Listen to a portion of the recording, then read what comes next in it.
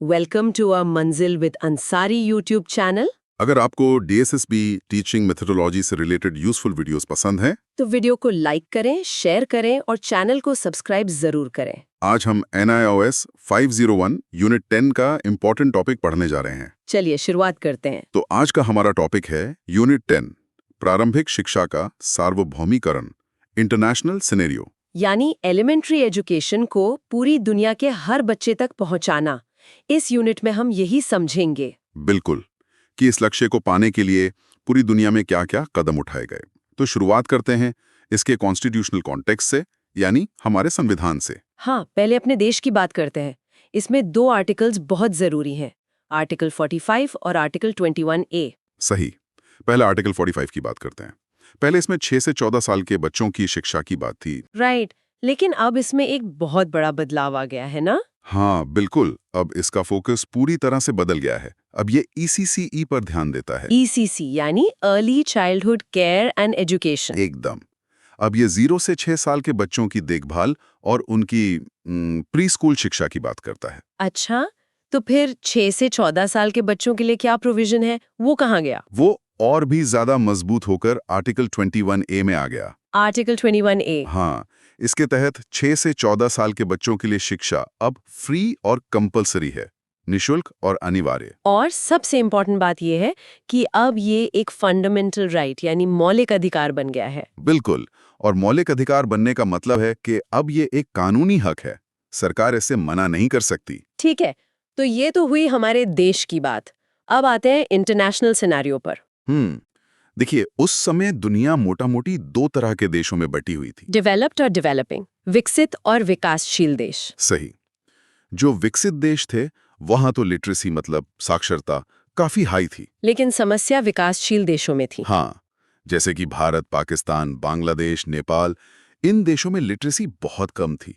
यहाँ शिक्षा का स्तर अच्छा नहीं था। और इसमें मदद करने के लिए फिर कुछ इंटरनेशनल संस्थाएं आगे आईं। बिल्कुल, जैसे कि यूनेस्को और वर्ल्ड बैंक। इनकी भूमिका बहुत अहम रही है। तो इसी संदर्भ में एक बहुत ही महत्वपूर्ण सम्मेलन हुआ था, जोमटियन कॉन्फ्रेंस। हाँ, ये एक मील का पत्थर था। ये 1990 में थाईलैंड के जोमटियन शहर में हुआ था। और इसमें काफी देशों ने हिस्सा लिया था, शायद 155 देशों ने। राइट, 155 देश एक साथ आए थे। और इसकी जो मुख्य थीम थी, वो थी एजुकेशन फॉर ऑल।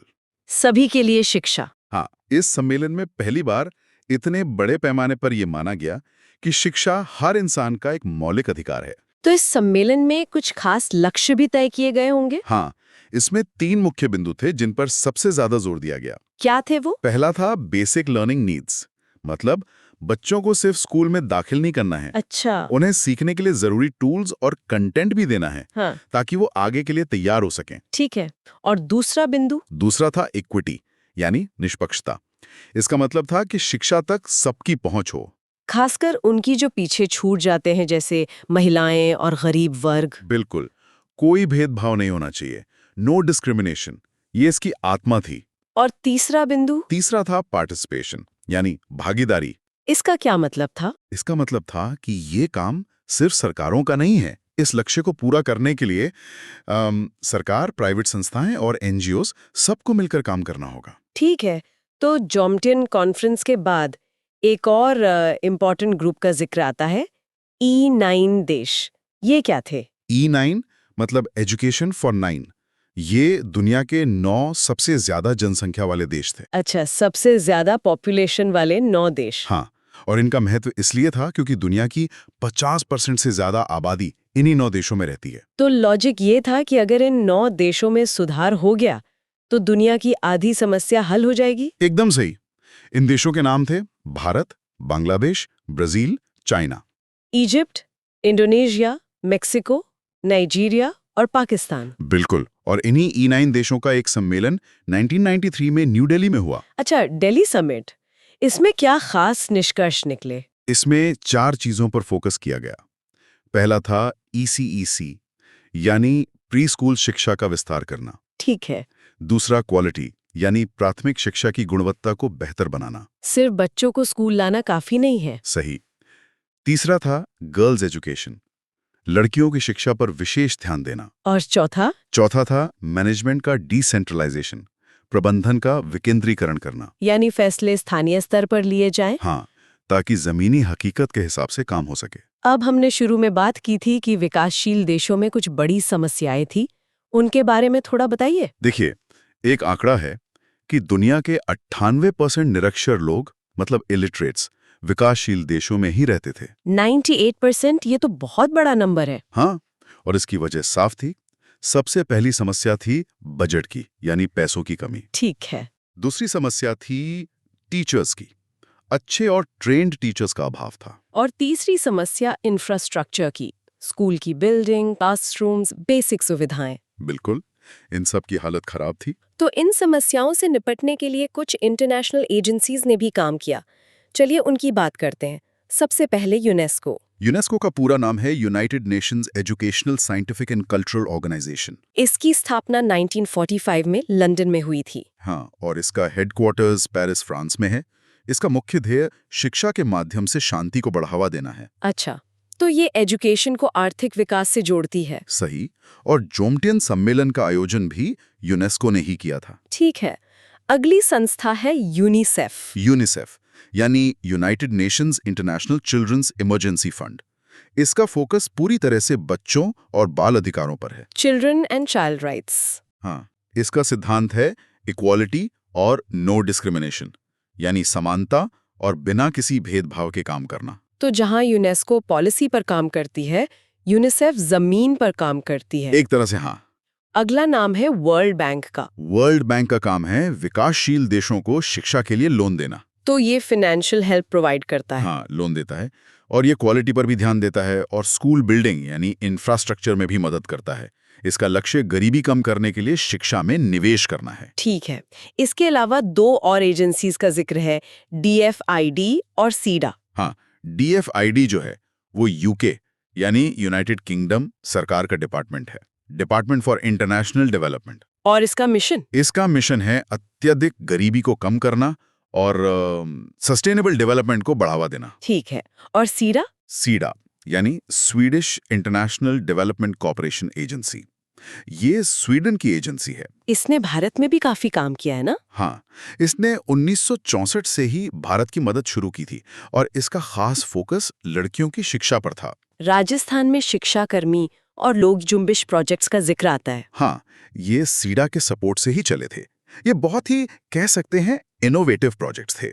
इनका उद्देश्य ग्रामीण इलाकों में शिक्षा पहुंचाना और टीचर्स की अटेंडेंस सुनिश्चित करना था। अच्छा, तो जोमटियन के 10 साल बाद 2000 में एक और सम्मेलन हुआ, डाकार में। हाँ, डाकार फ्रेमवर्क। ये 2000 में सेनेगल के दाकार शहर में हुआ था। इसका नाम था वर्ल्ड एजुकेशन फोरम। इसमें क्या नया था? इसमें जोमटियन के जो लक्ष्य थे उन्हें फिर से दोहराया गया, लेकिन इस बार एक नया टारगेट सेट किया गया। एक डेडलाइन? बिल्कुल। नया लक्ष्य था कि 2015 तक सभी के लिए शिक्षा का टारगेट हासिल करना है।